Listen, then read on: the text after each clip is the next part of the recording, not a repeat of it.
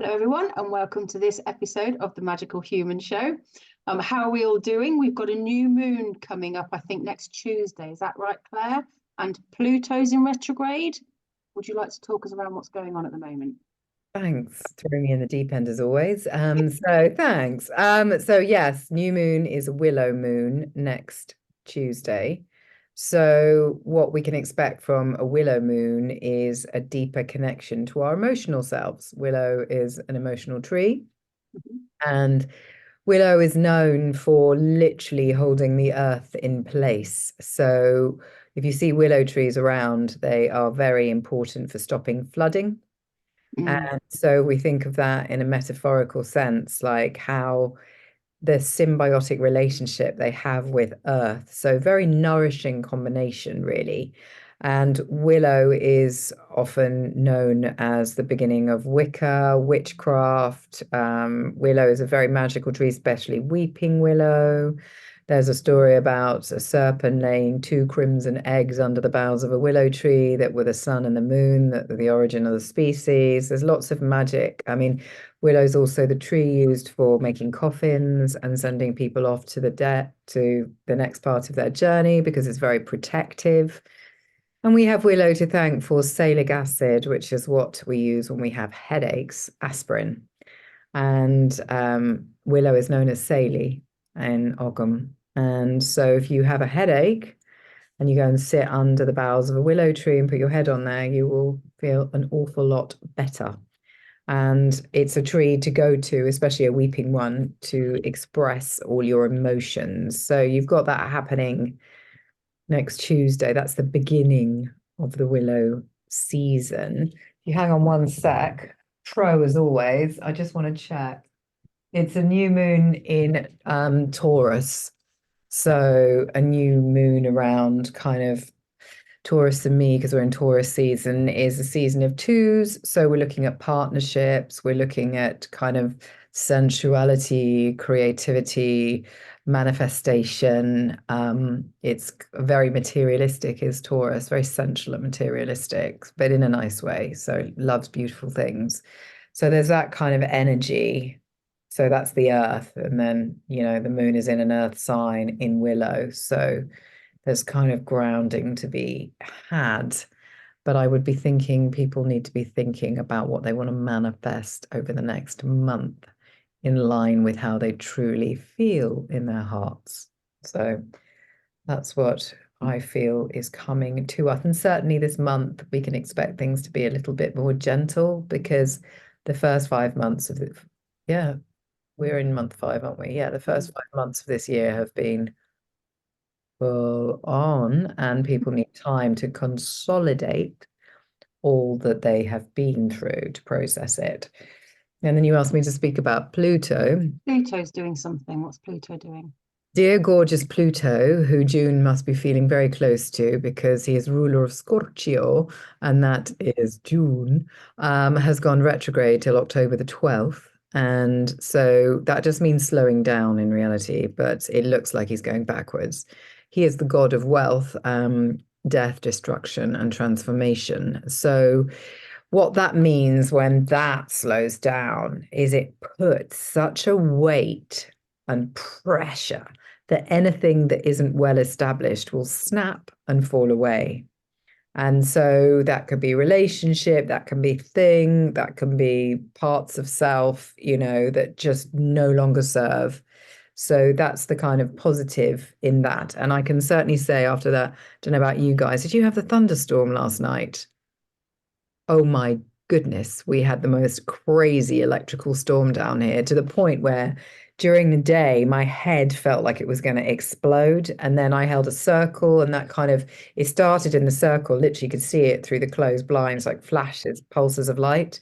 I wear my blindfolds, I didn't hear it all night, but my son got woken up by it because it freaked him. And certainly the behavior I've seen from people today, there's been lots of people kind of just coming into places where they're just like, I don't want to do this anymore. I'm not going to do this anymore. There's been lots of kind of random revelations, which on one side of things could be really stressful, but on another have been quite kind of relieving because I knew they were coming. So it's kind of energy around that. So just be careful with wealth over the next few months. So What wealth, she says. Yeah. Don't think there's anything we Wealth need to I worry might about. have.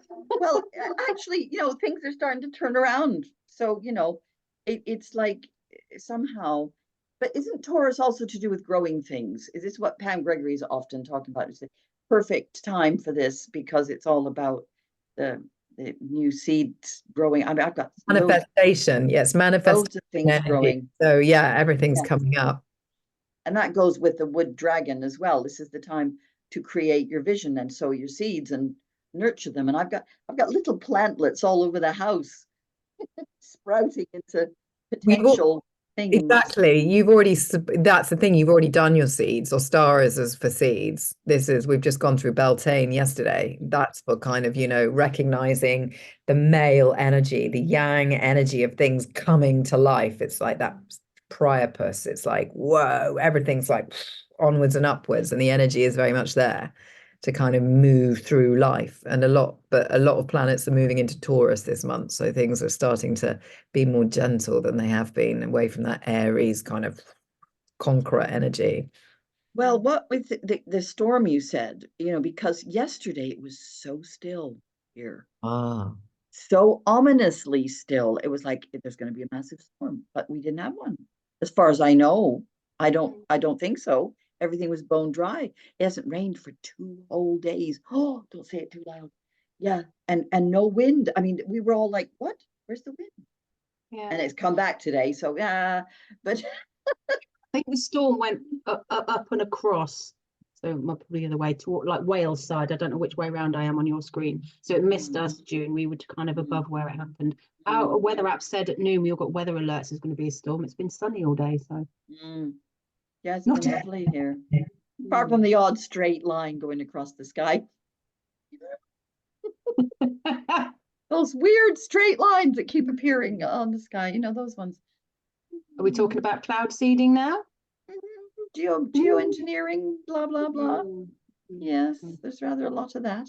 But yeah, no, I left my chart downstairs because it's absolutely fascinating because of Sedna.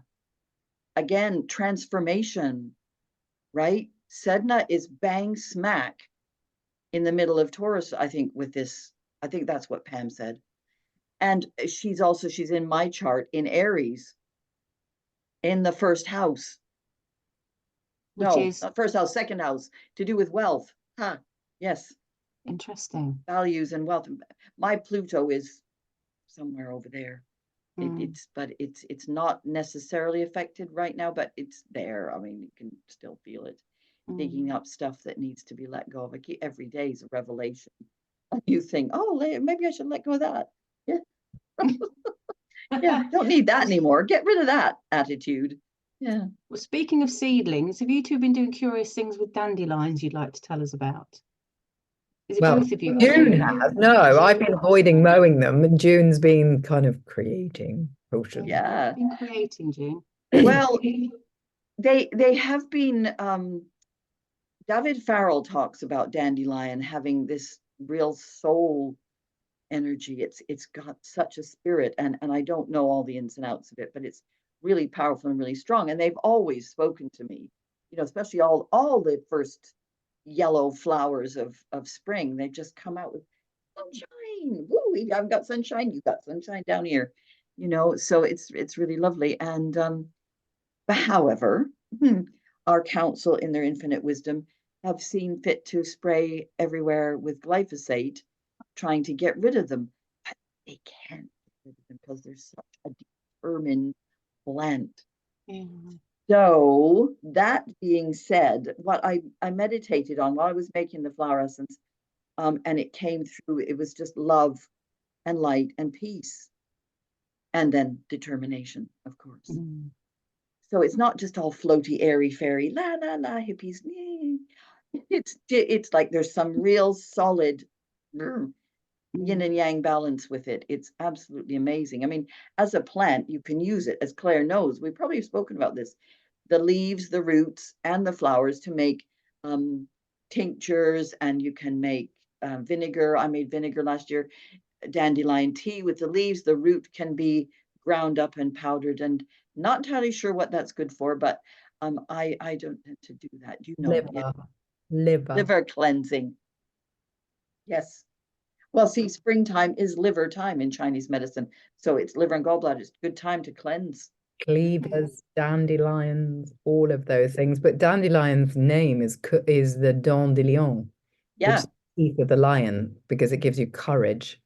Because Yes. basically, didn't somebody say it takes like 7 years before they appear, or somebody said something like that. Maybe I'm thinking about bluebells, but anyway, dandelions are rife. They're telling me they take a long time. It says, I've read something saying if a dandelion's chosen to appear in your lawn, then feel grateful that it's decided to choose you, because it takes a while for it to kind of establish itself.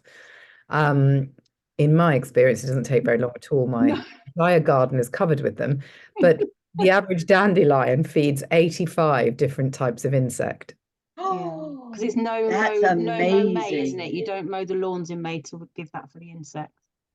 Oh, that's Crazy. amazing. So what is the flower essence for? The flower essence is, well, what you do is you take the flower heads and you put them on a bowl of water in the sun. And like Tuesday was the first day we'd had sunshine for like weeks and weeks. Same. And certainly not full sun for 3 hours, which is what you need. We've had glimpses of sun, but that's all. So I thought, right, Tuesday it was going to be sunny all day. I just knew it. And I didn't do it in the morning, which I could have done, but I didn't.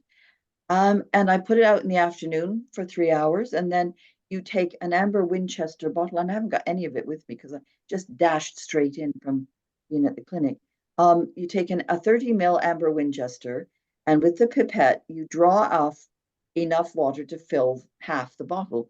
Then you fill the rest of it with alcohol. And traditionally, you would use brandy, but I always use vodka because I give it to children and it doesn't taste of anything. And you don't give it neat vodka to the children. You dilute it again. You first, yeah, I'm not that weird. Puts them to sleep really well, though. Some people might, but no, it's not one of the things. So yeah, you take that's the mother essence, and then you take 4 drops from there. It's half and half essence and half vodka. And then you put 4 drops of that in another amber Winchester, and you fill that up completely with vodka, because it's holding it. The alcohol, it's like a tincture. The alcohol holds it from degrading, and that's why you put them in dark brown bottles, so that they don't get in the light and the heat. They don't like any of those things again, because they were made in the light and the heat. And so then from that, you take 4 drops and put it into a dose prescription bottle for someone. And then you fill that up with water. And I use rose crystal water and a tiny bit of vodka just to hold it, because it only lasts a month at the most, those. So, the prescription is on the... What's the prescription to do? Well, it's all those things: love, peace, joy, and determination, and courage, of course. Courage, yes. Becoming a lion, stepping into your own inner light. I mean, that's the thing that will save us in the end of all this chaos, is just keeping our centers, holding on to our centers, keeping grounded and keeping connected up there. It sounds really simple, but it's not that easy to do, is it really? So, it's one of those things that we have to keep on working at constantly. So is the flower essence a secret to healing the world, or is there a bit more to it than that? One of the things. I expecting too much. One of the things. Yeah. Taking our lead from nature, you can't kind of, that's such an important way to kind of connect with what's going on. It's interesting that you just have them in the water for 3 hours in sunlight. That's really interesting, because you see there's no boiling or anything like that, or gentle heating or anything. You want it like that. So that's really interesting. And do you pay attention to the moon phase when you're doing this, or you just grab the sunshine when you can? Yeah, basically. They originated in this country. People make them all over the world. There's Arctic ones. Their flowers only flower very briefly in the summer, and they have sunlight, 24 hours a day practically, but I guess you would choose. I mean, I particularly chose Beltane. Yeah, I did, and because it was sunny, and I thought, oh yeah, this is perfect. This is the perfect time to do it. And also, there's the thing about the waxing moon adding. No, wait a minute. We were Waxing in the waning and moon. waning it's the waning moon now. So yeah, now that's a thing. That's a thing because I was looking up cutting hair, like you do for a patient, and I was going to advise her on cutting her hair on the waning moon because that's what I had been told before. And you're nodding. However, when I looked up on a couple of sites, they said cut your hair on the full moon. It depends what you want from the haircut, because if you want to stimulate growth, you'd go on a waxing. And if you want to limit growth, then you go on a waning. And removal is waning, not waxing. And Because we're not Full talking moon's about about waxing as in releasing. tearing strips of things off yourself. No, not that kind of waxing. yeah, don't wax on a waxing moon. Wait for waning. Yeah. Oh, wow. Yes. Yes. So for thickening hair and for strengthening hair, cut it on the full moon. That's what Thing, yeah. or the waxing moon. Yeah. Because the plant picking on a full moon is a better idea because there's more active constituents in the plant, because a full moon brings everything to the surface because the gravitational pull is so intense, which is why everybody goes nuts, because everything that's lurking within them gets drawn up to the surface, so it's more seeable. So plants picked on the full moon and got, their active constituents are much stronger. Yeah. So the next time I do dandelion, I'm going to do it on the full moon and see what happens, because we've had the first crop and then there will be more because it keeps coming back. They keep coming back. So yeah, but there aren't very many in my alleyway this year, whereas there were loads last year because they nastily sneaked down and sprayed. Grow some. Speaking of plant healing, I saw something in the news today which was kind of magical, that they witnessed an orangutan in Indonesia. He had a wound on his eye and they witnessed him picking a plant and using it and putting it on to heal it. How amazing is that? That's brilliant. It's like the first recording of ever an animal using plants as medicine. I just thought that was an amazing story. Just because we didn't notice didn't mean it didn't happen Well, before. exactly. There's kind of humans have actually observed it, but it's probably been going on forever. Oh my gosh. Well, they must have learnt it somewhere, but I just thought that was amazing. I really like that story. Yeah, that's a gorgeous story. That's a nice, good, feel-good thing. But it's Mm. like animals know what to eat as well. Most of them, if they haven't been like over pedigreed, then they know what they're doing and they know how to keep themselves well and things. But we seem to treat them, we've humanized them to the point where we think they don't have any common sense and we need to tell them what to do. And it's just like, no, we don't. Now you say that, and I saw a thing the other day about that cats shouldn't have milk or cream or anything like that. They like it, but it's really bad for them. And I was having that same thought process, like, if it's bad for them, why would they eat it? Haven't they not evolved to know I can't eat that because it's not very good for me? And yet my cat's into everything. But is that because we've over pedigreed them, as you stated, Claire, do you think? Well, and also the milk that we're giving them, we've over-processed that as well. So it's kind of like, if it was the original milk from a cow that had never been genetically modified, then, it would probably be absolutely fine, and if it was, back in the day, the cat wouldn't have been allowed any bloody milk because, everyone would have recognized what a precious commodity it was. But so I think that, they're used to, it's been bred out of them to generally hunt for food. I mean, they will still do hunting because they've been domesticized for so many kind of, thousands of years that they're just like, oh, well, you're eating it, I'm having it too. There is that. I think there is that too. And wherever do you see a predatory animal hunting for milk? It's just like, no. Well, you see the quirky videos, don't you, where there's a cow and it's a dripping a bit of milk and the farm cat's sitting underneath drinking it. Yeah, they would do that. Yeah.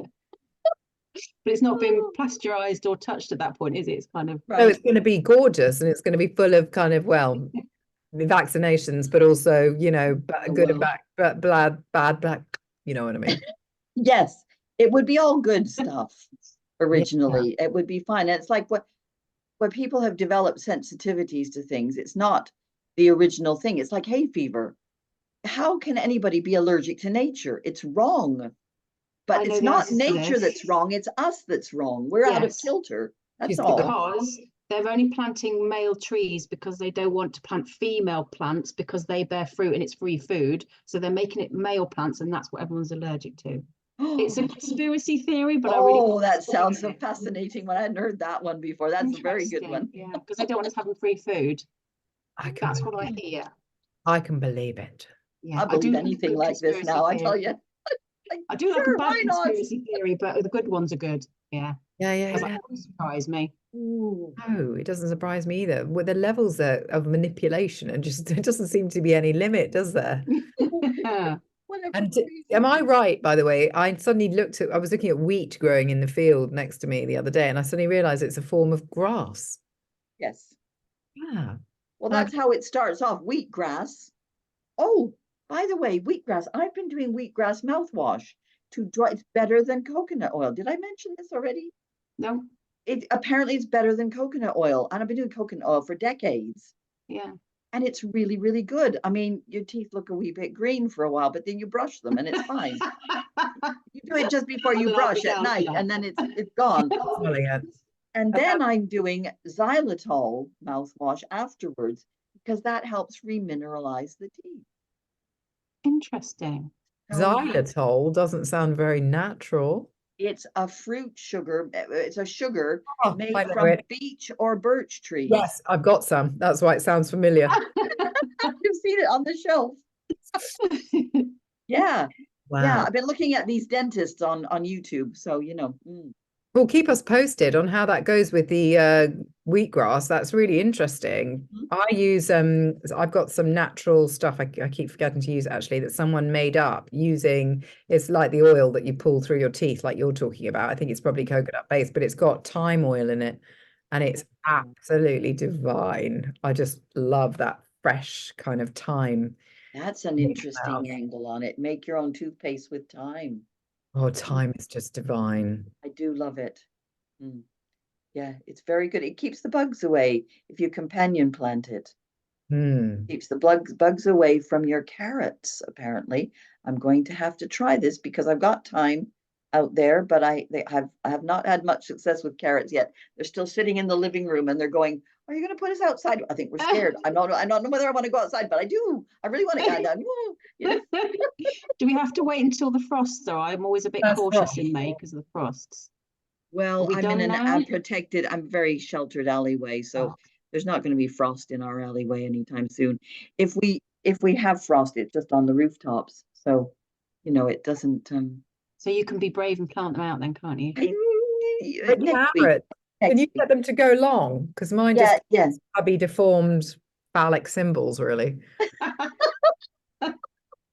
Well, mine are still little strings. I mean, they're like that with leafy bits. You know, that's all. They're really tiny, really babies. And I heard this week as well, because I've got ants. Literally, my garden, my greenhouse is ant central. I put something down, like a gardening glove, and before I come back to it a day later, and there's like covered in ant eggs, and they've taken it over. They keep colonizing everything. It's really getting on my wick.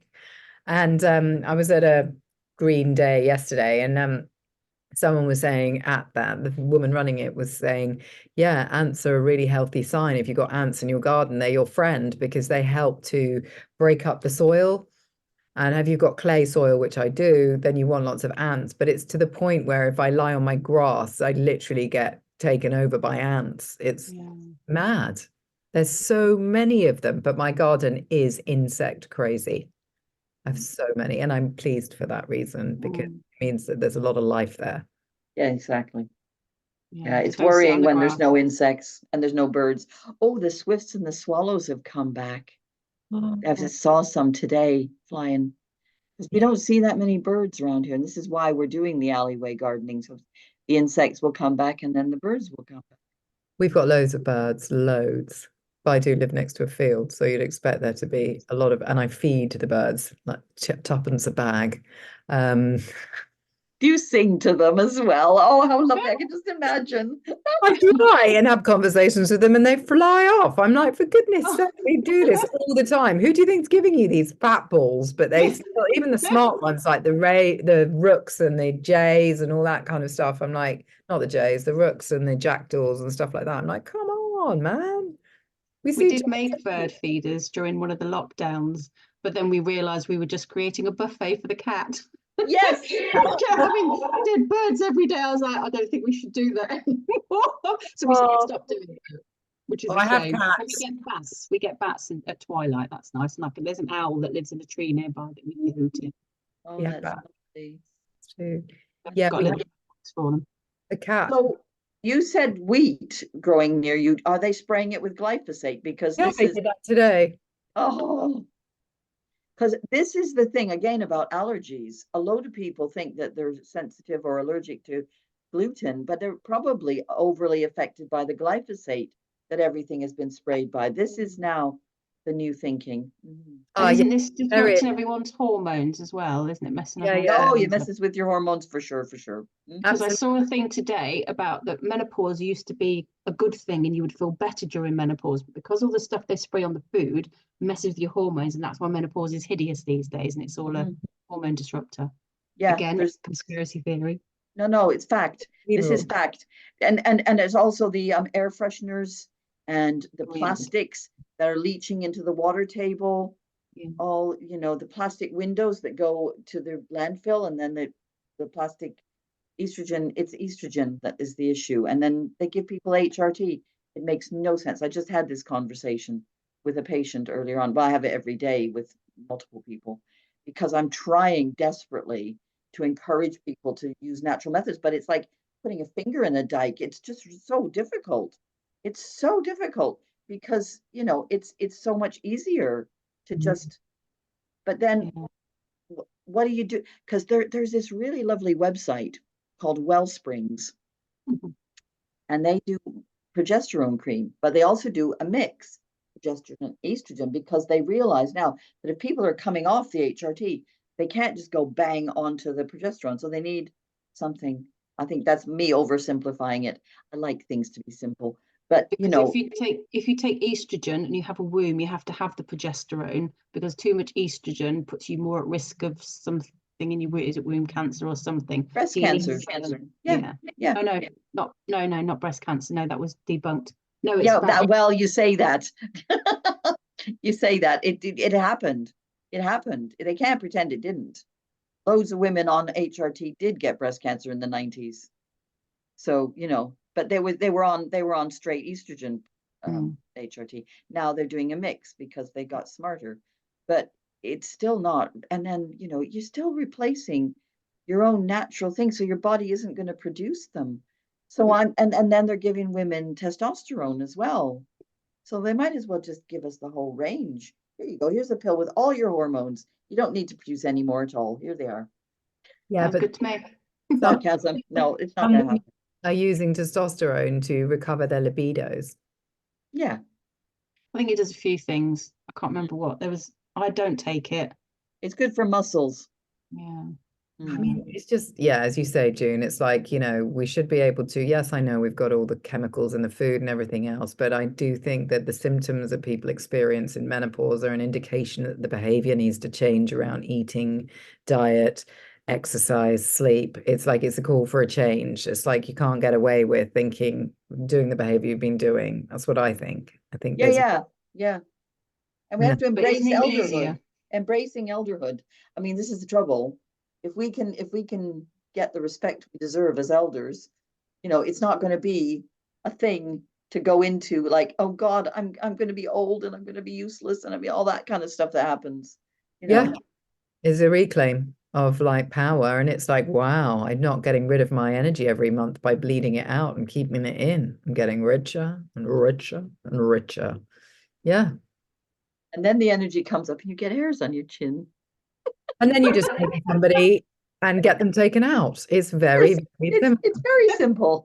Yeah, and that's okay too. I had my first experience of that a few weeks ago. It was quite something. I don't really have a moustache, but I was told that I did one summer by my husband, and I took it to heart and went off, and he said he never said that, but he did, and went off and had a tash consultation.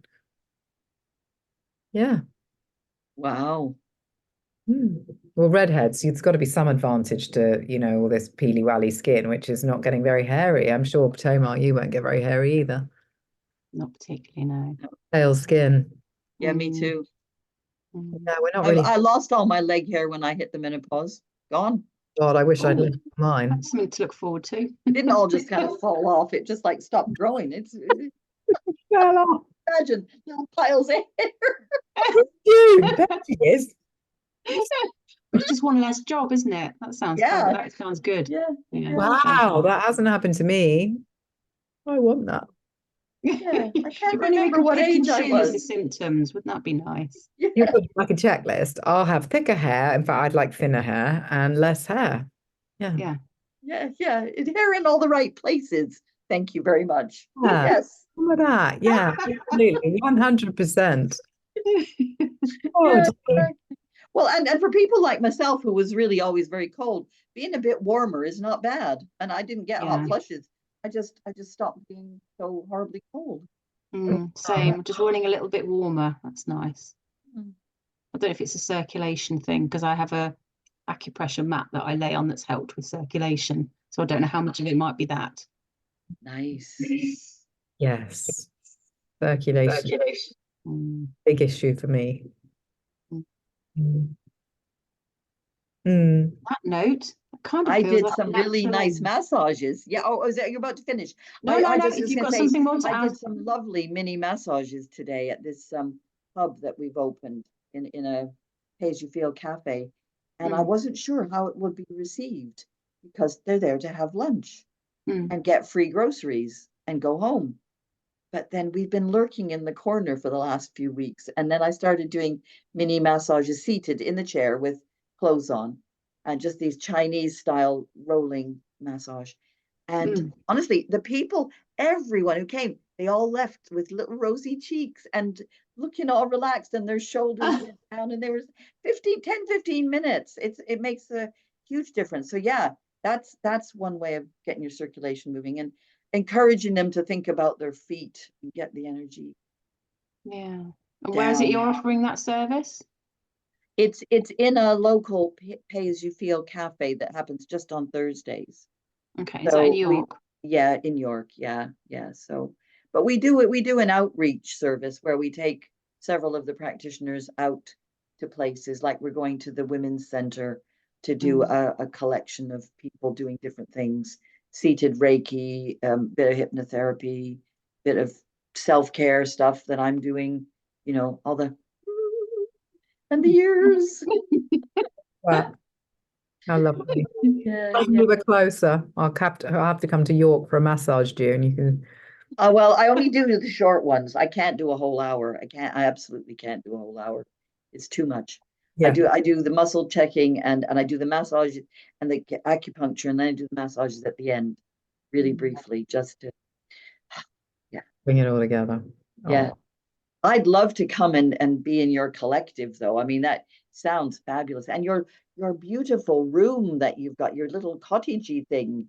Oh, it looks so beautiful. Thank you. Yeah, it seems to be going really well. I mean, no one's used it as a retreat yet, but it does seem to be getting regular bookings, which is an absolute nightmare because I have to clean it. Yeah. Can you not get a cleaner in if it's a business? Self-cleaning place. That's what you want. It is what I want, June. You're right. No, Tamar, not initially, because you've got to recover costs. So until it's really regular, then, and you know that income's coming in, there's no point in bringing in a third party. Plus fact, when it comes to cleaning, I am brilliant at it. I hate it, but I'm very good at it. So the place looks spotless. No fingerprints anywhere. It's just like immaculate. So it would be finding someone that could keep up with that level of cleanliness, really, that would be really important. My issue is washing. I've already dyed the bath mat and the white towel a shade of pink. Oops. And I'm just like, okay. And my husband's like, why can't you ever get anything right with the washing? I'm like, because I've got a fucking degree and I'm a good healer. I'm not a washing person. You try it, mate. Yeah, You try it.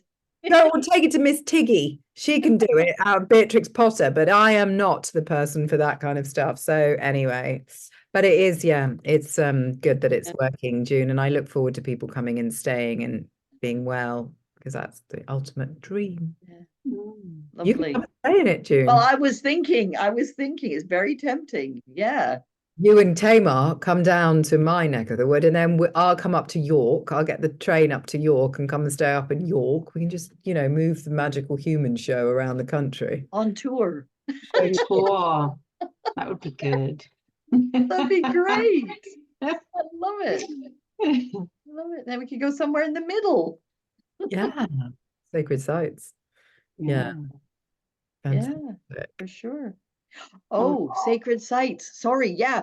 The thing about the 3, we were talking about that. Just got to throw that in there. Yes. Number. Because Rob Comer is part of the geometrical, metaphysical, whatever they are, guys with Robert Edward Grant, who goes to Egypt. They go to Egypt, and they're the ones who found the petroglyphs in the stones that had been there all the time that nobody else had ever seen yet. And now they're the archaeologists are looking at it. Anyway, he's been doing all this really interesting stuff. I encourage you to listen to Heather Ensworth interviewing him. The Pam Gregory one, I got completely lost, to be honest, and I just went, what are you talking about? I do not understand this, but you might, Claire. But Heather's one is, he makes more sense. I don't know why. Maybe I've moved into a different bit of my understanding brain. But he was talking about 3s, triangles. Yeah, the fire symbol. How there is it's a there's a 4th thing, the point right in the middle. Oh, a 3D triangle. Into a 4. Yeah. What? Yeah, go listen to the thing. It's just turning a 3-pointed triangle into a 4. Yeah. But because you made it 3D. He's saying our old way of thinking about geometry is kind of, we're having to kind of rearrange ourselves. And he's talking about the yin and the yang. He's got a symbol for yin and yang that's turned into 4 out of 2. And it's just like all sorts of, and I'm not making any sense. This is all really garbled, but it's fascinating. Can we share the link to the conversation for people to listen to? And then, I will. Yeah, that put it in the chat now. Well, we'll link it to the video, shall we? When we share the video, send me the email with the video. Okay. Okay. All right. Amazing. Right. Anything else anyone would like to discuss before we end for the evening? It's been a long day. Enough excitement for one day. No.